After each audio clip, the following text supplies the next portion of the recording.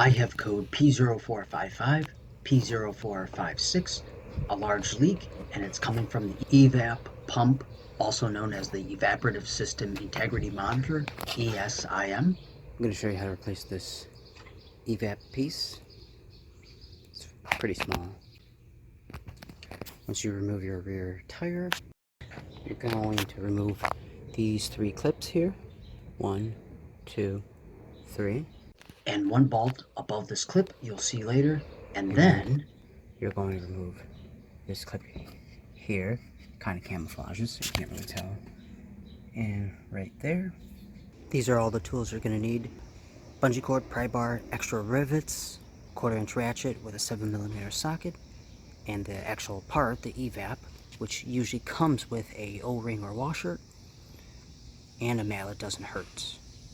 In addition, you also need these parts, and that's really more so just to take off the tire, and of course that's safety equipment.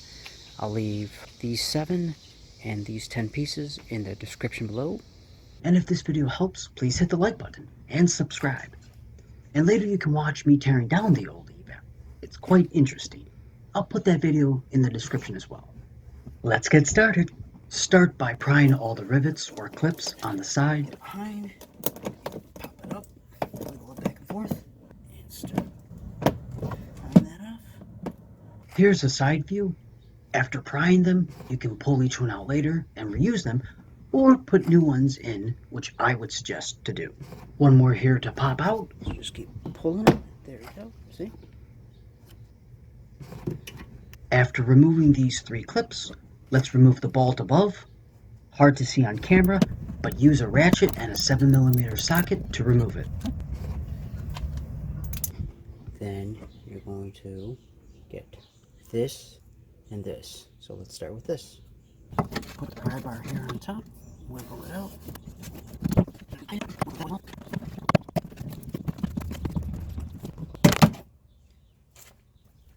Got it. Moving to the other one now. There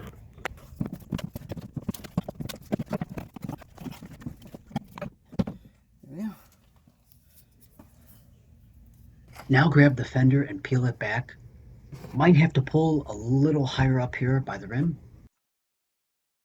Now what you're going to do is you're going to grab this. So now what you could do, if you want more space, you can remove these other clips here. But that's like 7. You really don't need to, so why do that? Work smarter, not harder. You're going to pull this back, the rear fender, and now I'm going to put this on, hook this up to the bungee cord. Tell me if you like this bungee cord trick in the comments, or if it helped you. Once you have the bungee cord holding this, go underneath, and this is what I'm going after. So let's get to it. So first thing I'm going to do is unhook the clip. Good. Got this one. Put your pry bar on here and just wiggle it a little bit. Now remove this. So now, there's a switch right here. This little black piece, I'll show you in a second. You're going to push that and grab the piece and turn it clockwise.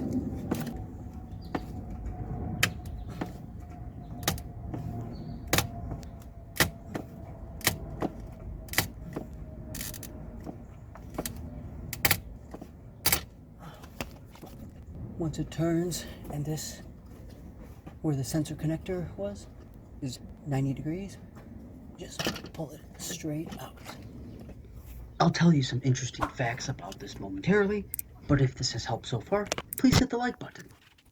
This is a close-up of the area. One more important thing to grab is the O-ring or washer. There we go. So this is the old unit. Now, in most cases, what really goes bad is actually the O-ring. And if you can just replace the O-ring, great. but finding this O-ring is probably harder and it's not worth it. You might as well just get a replacement piece. This piece costs anywhere from like 20-30 bucks. That's the old one. This one's the new one. It's the exact same. And of course, make sure it comes with a O-ring. You're going to need that. I'll be doing a cool teardown on this EVAP leak detection pump. I'll put that in the description. And remember, I'll leave all the tools and parts in the description below as well for easy reference. Now to install. So the first thing I'm going to do is I'm actually going to put the washer and leave it in its place. This is a brand new washer or O-ring. Or make sure it's in its, it feels like it's in its groove.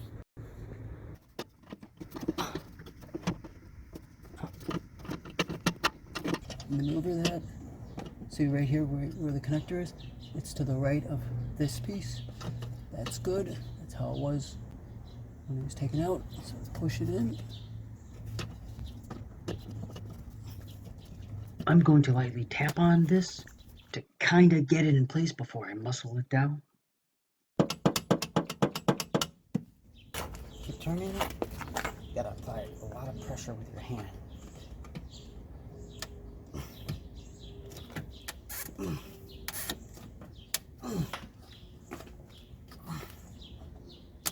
Okay, that's in. You know it's lined up correctly when this black clip is right there. Next, grab the hose and put it on. Just wiggle the hose back on. Put it in 2 hands. Okay. Now grab the sensor. Make sure your sensor is nice and tightly in. If not, then the code's gonna come back on, and the emission police will not allow you to drive your car or register, possibly. Okay. Quick review. Put this in. You'll apply pressure. Turn it to the left. You'll use probably one hand, and I was actually not on my knees. I was actually on my butt when I did it, and I turned it with one hand. You'll feel that it's in, that it's nice and tight. Then you'll put the hose on right here, wiggle it on, and then you'll connect this piece. Moving on, let's remove this beautiful bungee cord. This cord really saved me a lot of time. Now remember to let me know if this cord saved you time as well. I'd like to know. Anyway, line that back up. Now, if you want, go ahead and either put some new clips in or reuse the current ones if they're still good.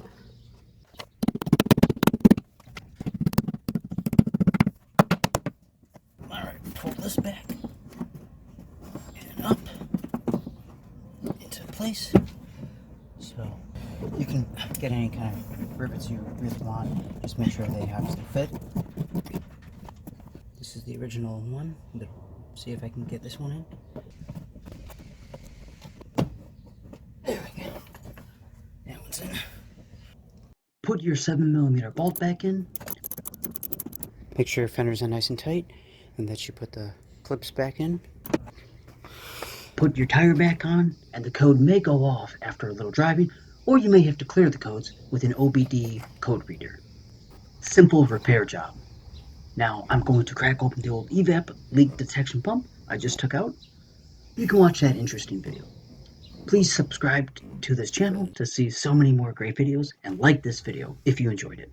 Thanks for watching, and remember to always try to help others out. Bye!